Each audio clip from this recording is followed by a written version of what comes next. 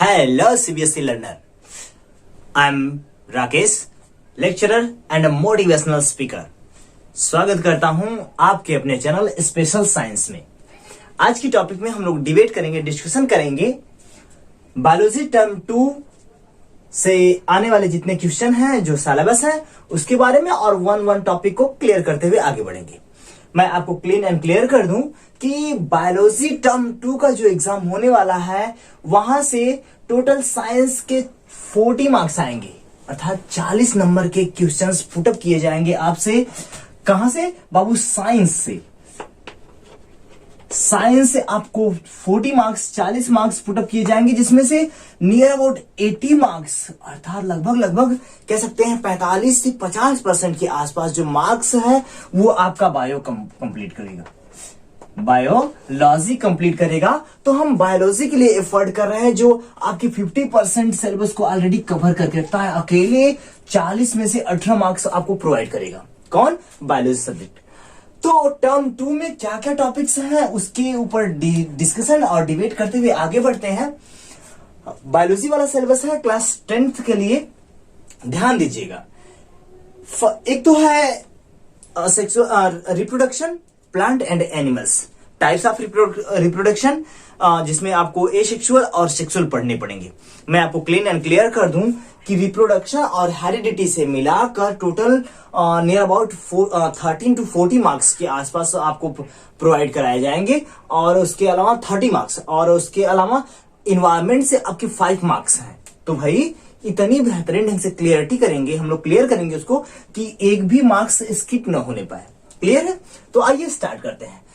Reproduction आप जानते हैं, रिप्रोडक्शन एक ऐसा प्रोसेस है जिसमें मेल एंड फीमेल गैमेट्स एक साथ फ्यूजन करते हैं। बातें क्लियर हो रही हैं कि मेल गैमेट्स होता है, फीमेल गैमेट्स होता है, मतलब मेल और फीमेल्स जो गैमेट्स होते हैं एक दूसरे के साथ मीट करते हैं, मिलते हैं।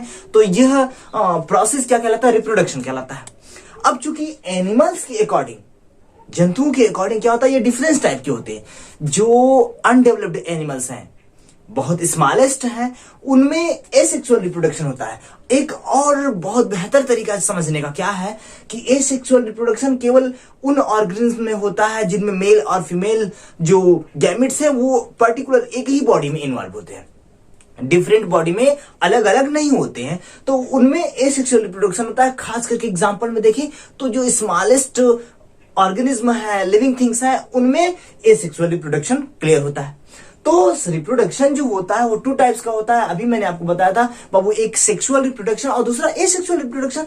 तो जो छोटी पॉइंट है वहां से डिस्कशन और डिबेट करते हुए आगे बढ़ते हैं। एसेक्सुअल रिप्रोडक्शन होता क्या है? हम कह सकते हैं can be defined as the production of spring. अब बाबू ऑफ स्प्रिंग क्या होता है? ऑफ स्प्रिंग का मतलब जो नई जनरेशन आ रही है, मतलब रिप्रोडक्शन के बाद एक नया बेबी जन्म लेता है, चाहे वो प्लांट का हो, एनिमल्स का हो, फंगस का हो, वायरस का हो, बैक्टीरिया का हो, एनीथिंग, किसी का हो, एक नया जो बेबी जन्म लेता है, नई स्पीसीज आती है, उसी को हम ऑफ स्प्रिंग कहते हैं। क्लियर हो रहा है? Production of spring by a single parents, अकेले एक पेरेंट से, जिसमें मेल और फीमेल जो बॉडी है वो डिफरेंट ना हो। क्या हो बाबू? एक में ही हो, एक ही बॉडी हो, इसी बॉडी में मेल भी हो और क्या हो बाबू? फीमेल्स भी हो, अर्थात सिंगल पेरेंट्स से जो नई एक स्पीसीज जन्म लेती है, ऑफ स्प्रिंग आती है, न्यू जनरेशन आती है। इस प्रकार की रिप्रोडक्शन को क्या कहते हैं बाबू? Asexual reproduction. बातें क्लियर? आप थोड़ा सा लेंदी कर सकते हैं। Asexual reproduction can be defined as the production of offspring by a single parents। और ज्यादा इन्वॉल्व कर सकते हैं विदाउट मियोसिस, विदाउट फर्टिलाइजेशन, इन सब प्रोसेस को उसमें इन्वॉल्व करके आप थोड़ा सा लॉन्ग और लेंदी बना सकते हैं इसको। क्लियर हो रहा है बात?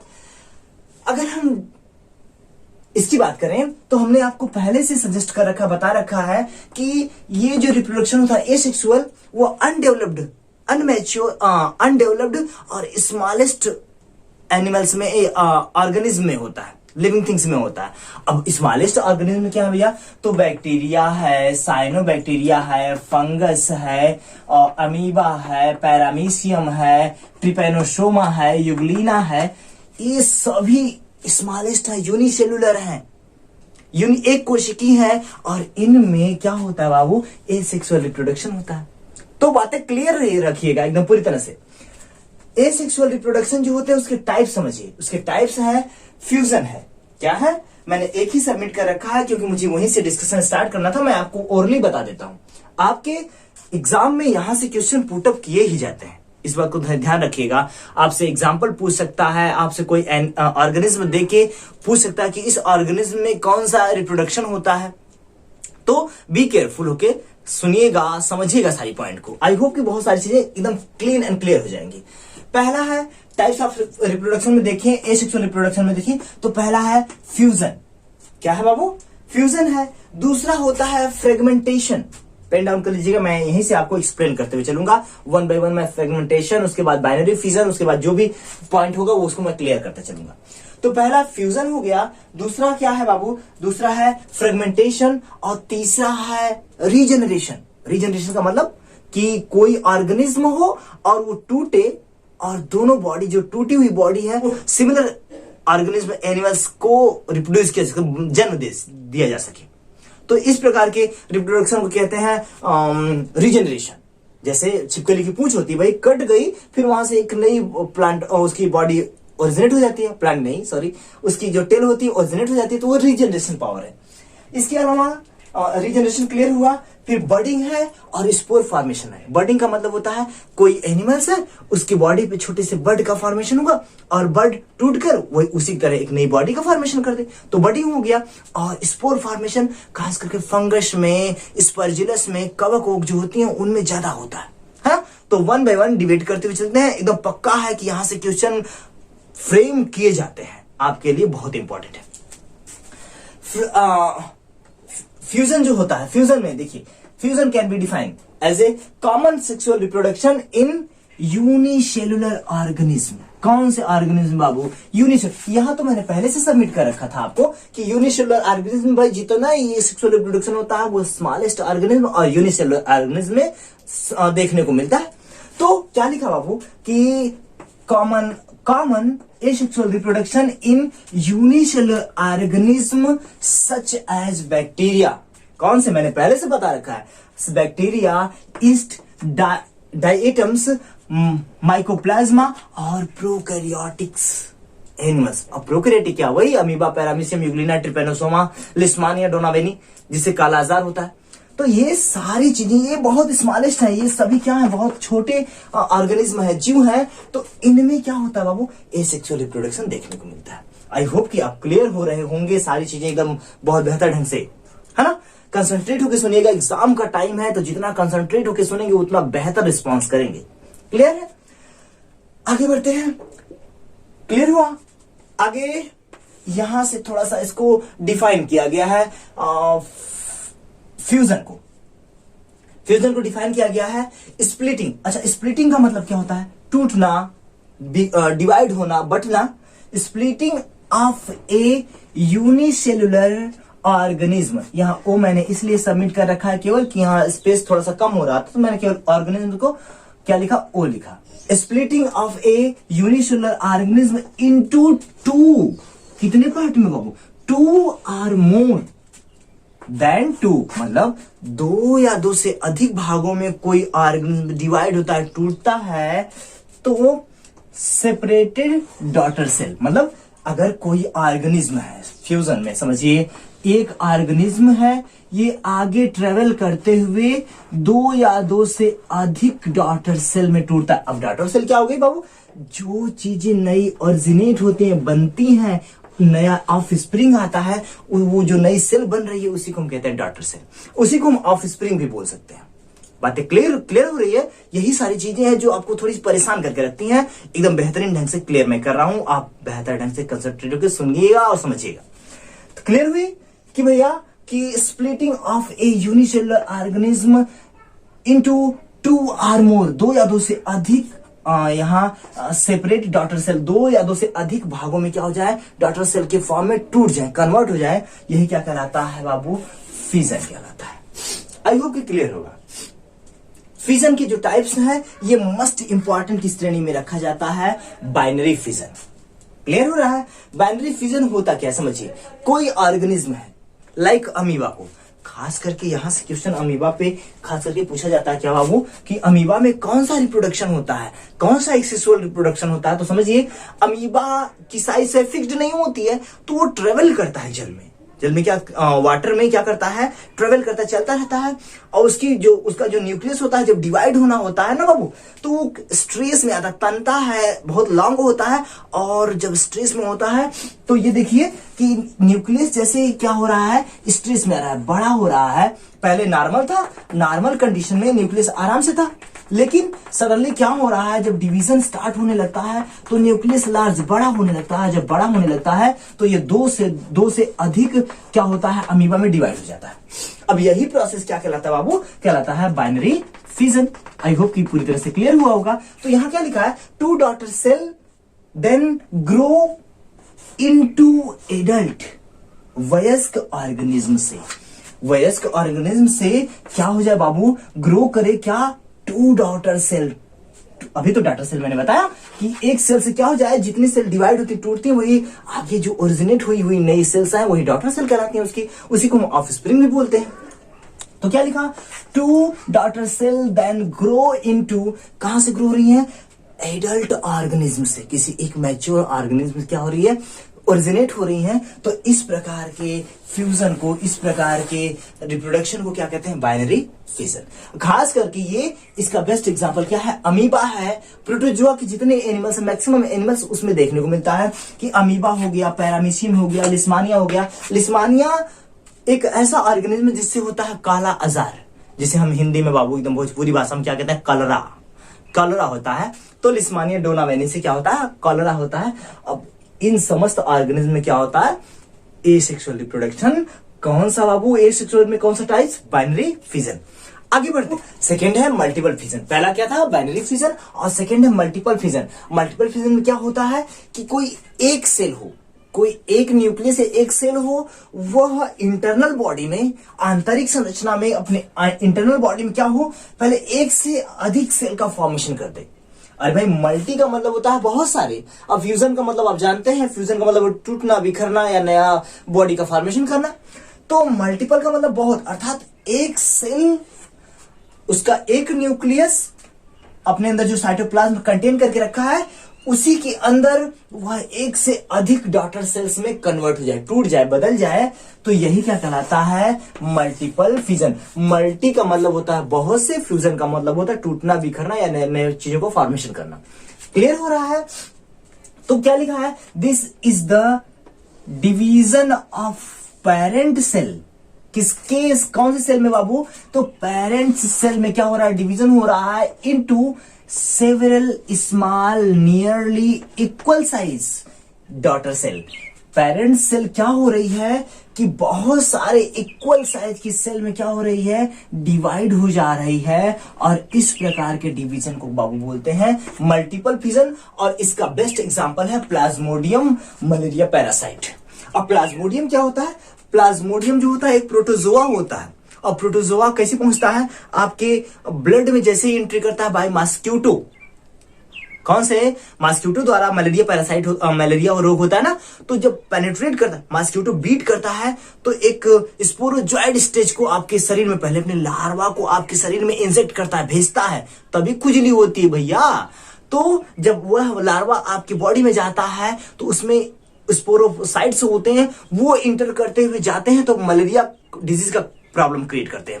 अब वो जाते हैं ब्लड के अंदर, ब्लड की सेल्स में जाते हैं, एंट्री करते हैं, और उसके न्यूक्लियस इंटरनल बॉडी में जब जैसे ही ब्लड के अंदर इंटर कर लेते हैं बाबू ना, तो वो जाके डिवीजन करते हैं। एक पहुंचा है और अब ब्लड सेल से ही फीड करता है, भोजन करता है। इसके अलावा वो अपनी बॉडी के अंदर ढेर सारी नई सेल्स, नई डॉटर सेल्स का फॉर्मेशन कर लेता है। और वो क्या करती हैं कि वंस अगेन जब भाई किसी के अंदर संख्या बढ़ने लगती है तो उसकी दीवारें ब्रेक हो जाती, टूट जाती हैं, और बहुत सारी जो सेल होती हैं, डॉटर सेल नई जो फॉर्मेट हुई हैं मल्टीपल फिजन के द्वारा, वो क्या हो जाती है, एक्सक्रीट होकर नए नए ब्लड के सेल्स को कैप्चर करने लगती हैं। तो ये है प्रोसेस मल्टीपल फिजन का। यहां से एकदम क्लियर रखिएगा। एग्जांपल मस्ट इंपॉर्टेंट है कि प्लाज्मोडियम, प्लाज्मोडियम क्वेश्चन में लिख सकते हैं मलेरिया पैरासाइट। अगला एसेक्सुअल रिप्रोडक्शन है रीजनरेशन। अब रीजनरेशन क्या होता है आप समझिए। हमारे अंदर घर में लिजार्ड जो पाई जाती हैं, छिपकली, वो क्या करती है, अपने एनिमी से, अपने शत्रु से बचने के लिए अपने टेल वाले रीजन को तोड़ देती है, अपने आप कट कर देती है और गिरा देती है। लेकिन अब वो अपना जो सेल्फ डिफेंस के लिए अपना वर्क करती है। इसके अलावा जो वो कुछ समय बाद वो क्या करती है, उसकी जो टेल रीजन जो कट गई थी या टूट गई थी, वहां से नई टेल उसी से ओरिजिनेट होते हुए स्टेप बाय स्टेप आगे ग्रो करती है। और इस प्रोसेस को कहते हैं रीजनरेशन। अब दूसरा भी एग्जांपल ले लीजिए, जैसे प्लेनेरिया हो गया। मैं पहले डिफाइन कर देता हूं। Regeneration can be defined as the ability of the on organism to regenerate its last part of the body. अपने किसी एक लास्ट पार्ट बॉडी से क्या करे बाबू, वो उसमें इतनी एबिलिटी हो कि जो बॉडी का पार्ट डैमेज्ड हो गया है या टूट गया है, वहीं से नई बॉडी का फॉर्मेशन कर दे और उसको जोड़ के सही कर ले, या जो टूटी हुई बॉडी है उससे अपने ही जैसे नए एनिमल्स को फॉर्मेट कर दे, जन्म दे दे। तो यह प्रोसेस क्या कहलाता है, रीजनरेशन। यह प्रोसेस प्लेटीहेलमिन्थस का एक एनिमल्स है, ऑर्गेनिज्म है, जिसका नाम है प्लेनेरिया। प्लेनेरिया में ऐसा खास करके देखने को मिलता है। ये आपका बेस्ट एग्जांपल है रीजनरेशन का। उसका क्या होता है कि प्लेनेरिया की बॉडी कहीं से भी कट हो जाती है, अगर 2 से 3 रीजन में कट हो जाती है, तो प्रत्येक बॉडी से एक नए प्लेनेरिया का फॉर्मेशन हो जाता है। क्या होता है बाबू, न्यू प्लेनेरिया का फॉर्मेशन हो जाता है। इस बात को समझिएगा, न्यू प्लेनेरिया का फॉर्मेशन हो जाता है। अर्थात अगर बॉडी को 3 सेगमेंट में कट कर दिया गया तो प्रत्येक सेगमेंट से एक नया प्लेनेरिया का फॉर्मेशन हो जाता है। नेक्स्ट है बडिंग। बडिंग का मतलब होता है, आपने वो देखा होगा, आलू देखा होगा। आलू के ऊपर जब हम ग्रो करने के लिए आलू को जमीन में गाड़ देते हैं बाबू, तो उसके ऊपर छोटा छोटा आंखा निकला होता है, वो उसका बड होता है। क्या होता है, बड होता है। सबसे बेस्ट एग्जांपल है आपको समझने के लिए। इसके अलावा ईस्ट एक बेस्ट एग्जांपल है कि ईस्ट की बॉडी जो काई होती है, कवक होती है, उसकी बॉडी पे एक छोटा सा बड फॉर्मेशन होता है। वो बड फॉर्मेशन क्या होता है, विषम जब सम परिस्थिति आ जाती है तो टूट कर नए डॉटर सेल को फॉर्मेट कर देता है। क्या लिखा है, production of new individual from out growth, बाहरी सतह से आप पेरेंट इंडिविजुअल, पेरेंट्स इंडिविजुअल की सेल से क्या हो, उसके आउटर साइड से क्या हो, उसकी ग्रोथ हो एक नए डॉटर सेल की। और यह प्रोसेस कहलाता है बडिंग। बातें क्लियर हो रही है। बडिंग हाइड्रा में होता है, ईस्ट में होता है। इसके अलावा आप छोटे आलू जैसे मैंने बता दिया, उसमें भी आपको बडिंग देखने को मिलता है। तो ये प्रोसेस था आपके एसेक्सुअल रिप्रोडक्शन का। लास्ट बचा हुआ है स्पोर फॉर्मेशन। चलिए देख लेते हैं, उसको भी खत्म कर लेते हैं। स्पोर फॉर्मेशन क्या होता है कि ये देखिए एग्जांपल, राइजोपस, म्यूकस, स्पर्जिलस और पेनिसिलियम, ये सब कवक हैं, फंगस हैं। और इनकी बॉडी के ऊपरी सतह पे बाबू ऐसे उनकी बॉडी कुछ इस तरह की होती है और इनकी बॉडी पे ढेर सारे छोटे छोटे स्पोर लग जाते हैं। ये स्पोर क्या होते हैं कि जब ये मैच्योर हो जाते हैं तो इधर उधर गिर जाते हैं और इनसे नई प्लांट बॉडी का फॉर्मेशन हो जाता है। तो देखिए, ये spore produce by a parents, ये जो पेरेंट्स है ये एग्जांपल में लिख सकते हैं, parents and originate a new body or cell या ऑफस्प्रिंग या डॉटर सेल भी कह सकते हैं।